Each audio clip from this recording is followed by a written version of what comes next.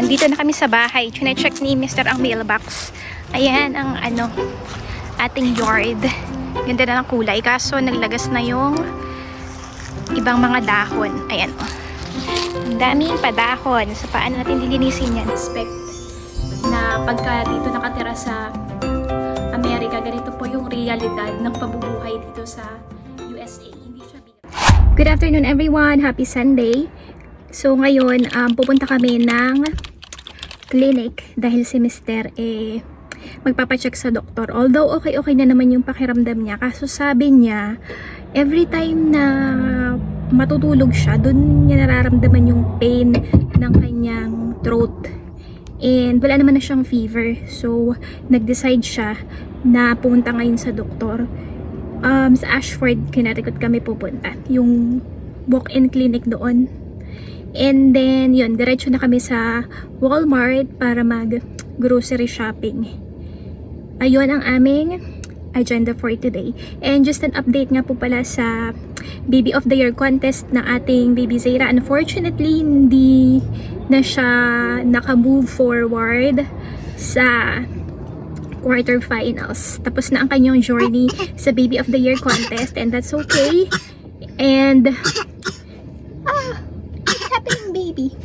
That's okay kasi sa lahat naman ng mga nagmamahal sa kanya, she will always be the Baby of the Year. And sa mga sumuporta po sa kanya throughout her journey sa contest na yon, maraming salamat po. So ayan, samahan niyo po kami today. Baby Zaira. Serious face.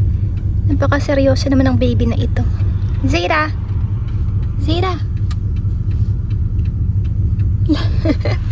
Baby, anong tinitingnan mo dyan?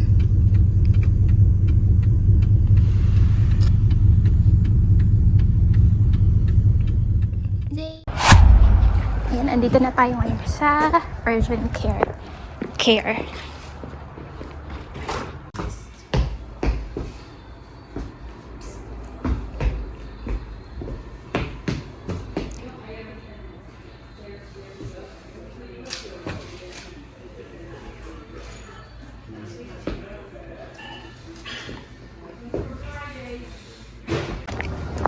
Ayan, andito na kami sa Walmart.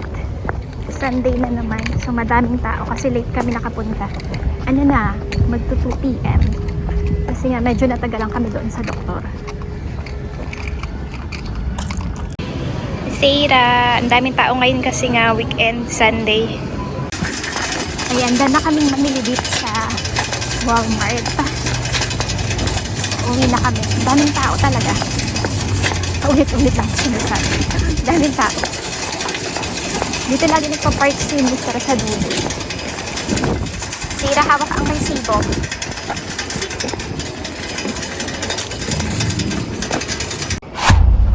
Andito na kami sa bahay. Chine-check ni Mr. ang mailbox. Ayan ang ating yard. Ganda na ng kulay. Kaso naglagas na yung ibang mga dahon. Ayan o. Ang daming padahon. So paano natin lilinisin yan? Kumukuha si Mr. ng naglilinis niyan. Yung parang ginagrind nila yung dahon. Hindi ko alam kung ano bang tawag doon. Kasi hindi ko naman ito kayang linisin. And ayaw din ni Mr. Walang time si Mr. maglinis. So we are back home. And syempre, parte ng ating weekly vlog. Ang grocery shopping haul. So first is 2 trays of egg.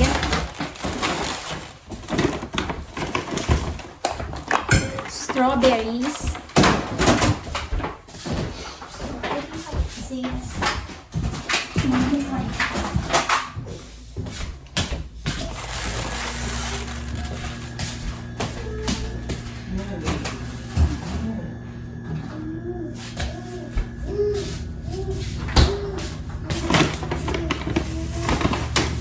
Avocados.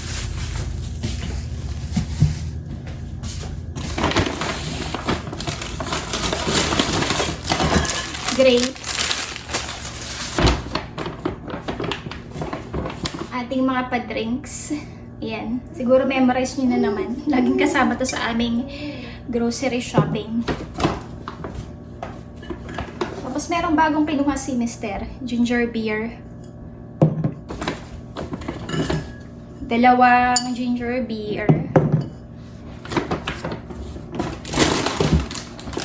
Tapos itong chicken nuggets. Whole milk. Vinegar.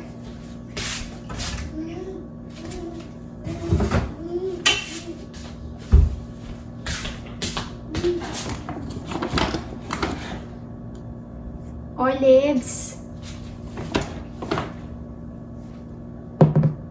Pickles.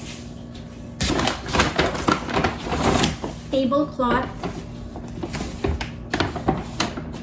Tapos minced garlic. 4 bags ang aming na grocery for today. Tapos itong juice, Naked Strawberry Banana. Favorite ko to. Tinry ko lang nung nakaraan yung mango flavor. Pero mas gusto ko itong flavor na to. Bread. Mini croissant. And then pineapple. Hot dogs. Ayan, medyo madami to kasi si Mr. ay gagawa ng kanyang food. Bina-vacuum seal niya lang yung kanyang binabaon na pagkain sa trabaho.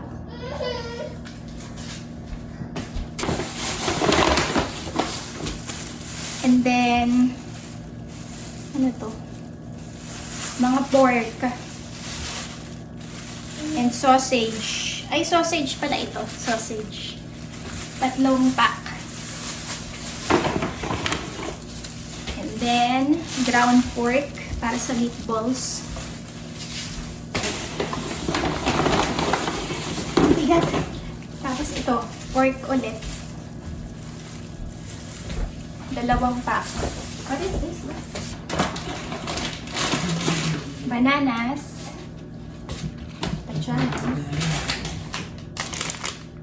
Cucumbers. Tapos itong broccoli cauliflower medley. Isa pang banana. Bananas. Paper towels.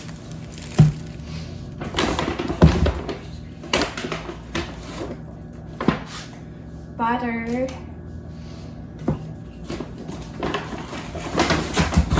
Whole milk ulit. Tapos may placemat.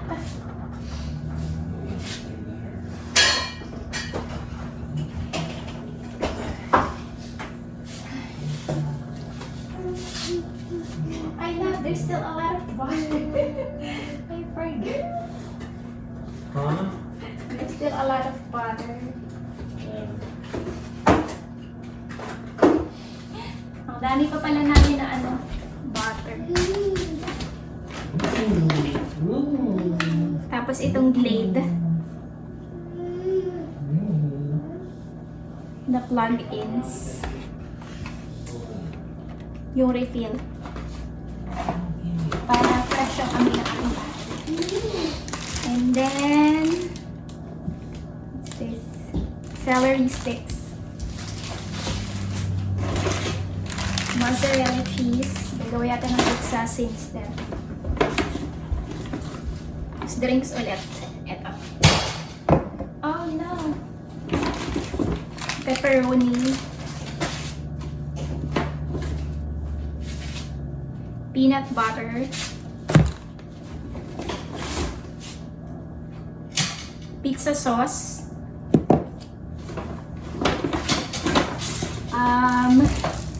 Hershey's ulit na chocolates at saka itong lemon juice. So ayun, where's my receipt? Where?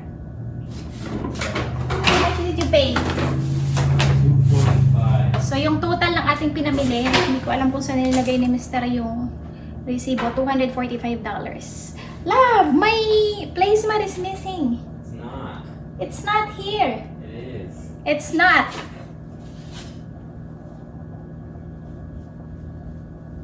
Uy, love. Baby. No. Nawawala yung placemat ko. Ah, here. Ito pala. Tapos ito pa pala kasama sa pinamili niya. Yan. And placemat. So, ayan. Yun yung aming pinamili for this week and that's the total amount. $245. Di ko ma-mention yung exact price kasi nga nawala yung resibo. Di ko alam kung saan nilagay ni Mr. So, ayan. Ipuput away ko lang ito. Ayan, balikan ko kayo later. Ha? This is your phone. Love, give me my placemat. Give me see your sexy body. So, ilalagay ko itong tablecloth dito sa ating table. Hindi namin pressure ito. Naisip ko lang. Hindi ko nga alam kung maganda ba ako. Eh, parang ang laki. Ay, parang sa akin pala.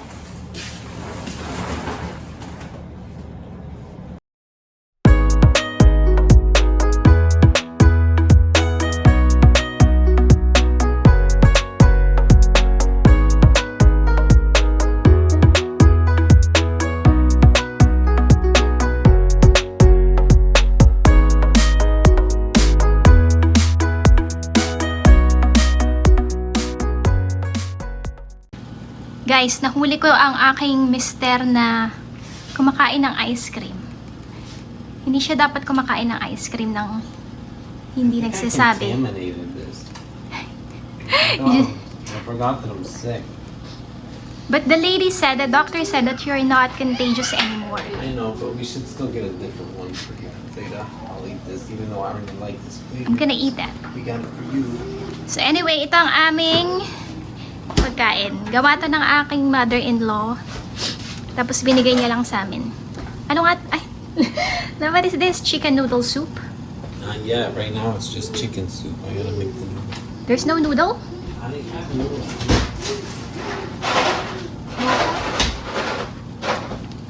How about this? The one for the noodles. Say hi! Crampy si Zira. So, di ba kanina nagpunta kami ng doktor. So, si Mister, nagpa-check up siya doon. Meron siyang insurance Pero yung insurance niya kasi hindi yung super, mataas na level ng insurance. So, nung nagpa-check up siya doon, yung ginawa is consultation, tapos, love, what did they do to you? COVID test, and then rapid, is it rapid? Rapid strep test. So, may copay. Ang binayaran niya ay, how much did you pay? $100? $100. So, ang laki pa rin ng binayaran niya, ha? Alam niyo ba, based sa aking experience, nung doon pa ako sa Pilipinas, nung meron pa akong health card, pag nagpapa-check up ako, kasama na doon yung mga gagawin nila like laboratory or anything, wala kang babayaran, as in zero. Kaya nung nandun pa ako, konting sakit lang, talagang pupunta na ako ng hospital. Kahit sa ER, wala rin akong binabayaran. Tapos, si Mr. dati nagpa-ER siya.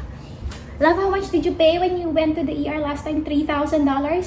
More than that. I don't know. So, more than $3,000. Meron na yun, meron na yun insurance. So, dyan po sa ating mga kababayan na nasa Pilipinas na nag-e-expect na pagka dito nakatira sa Amerika, ganito po yung realidad ng pambubuhay dito sa USA. Hindi siya biro. Masyadong magastos, masyadong mahal. Kaya kung iniisip nyo na pagka dito nakatira is marami ng pera, yes, yung value ng dollar sobrang mataas siya pag dila sa Pilipinas. Pero, pag nandito, kung ang trabaho mo is, di ba karamihan nga sa mga naninirahan dito, nag-more than one job, may mga part-time pa, full-time and then part-time, para masustain yung pamumuhay dito sa Amerika. So, ayun. Hindi po talaga biro ang mabuhay dito sa USA. Tapos yan yung presyo ng ating mga bilihin ng groceries, ganyan. Pero kami, since ako nga ay isang freelancer, so wala akong insurance, pinili namin na wag na akong mag-apply ng insurance, tsaka si baby. But eventually, siguro in the future, pero meron nga kami, nag-sign up nga kami dito sa isang private healthcare. Nakakatawa si Mr. Laki ng tiyan. Private healthcare provider. So yung kagandahan dun sa kanila, halimbawa magpa-check up kami, wala talaga din babayaran. Tapos, ang monthly ko doon, $50. Si Zayra ay $35. Tapos, pwede kami magpa-check up whenever. Tapos, halimbawa, mag-write sila ng prescription, wala rin bayad. Yun nga lang, unlike sa insurance, pagka bibili ka ng gamot sa mga pharmacy, di ba, minsan kino-cover talaga siya ng insurance or pagka pupunta ka sa ER, although meron pa rin mag-shell out ka pa rin. Yung sa amin kasi wala. Talagang for, lang siya, check up. So, ganun. And so far, okay naman. And hopefully, wag naman kaming magkasakit. So, ayun. Talaga mahirap po mabuhay dito sa USA. Kailangan magtrabaho ka ng sobra. Unless siguro, sobrang laki ng sweldo mo sa work mo.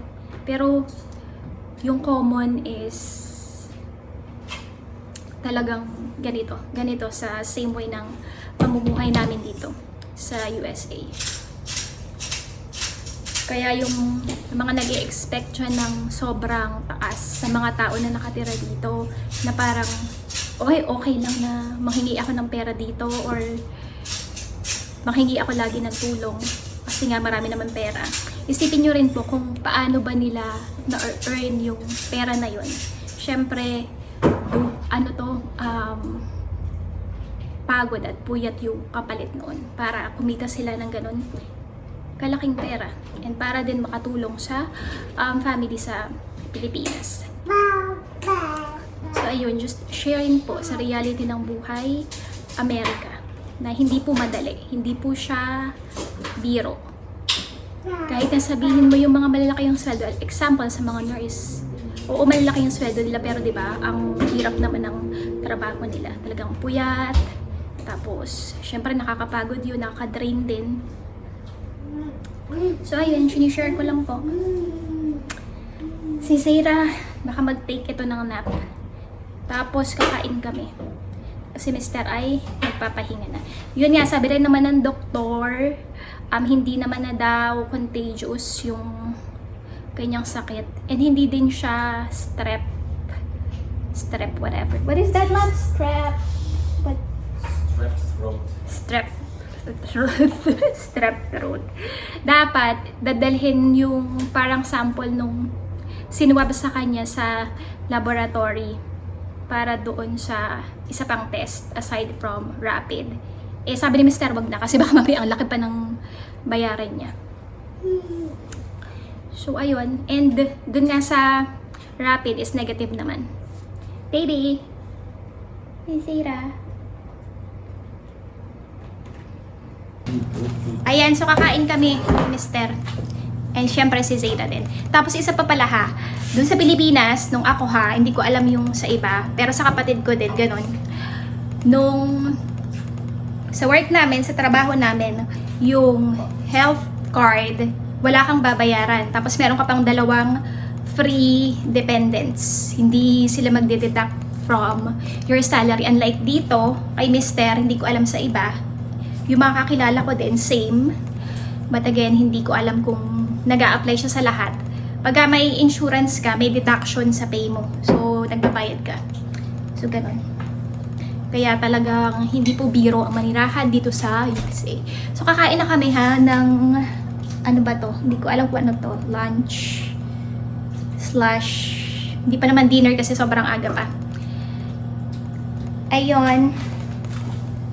So, ayun lang po for today's video. Bukas, where are we gonna go tomorrow, love?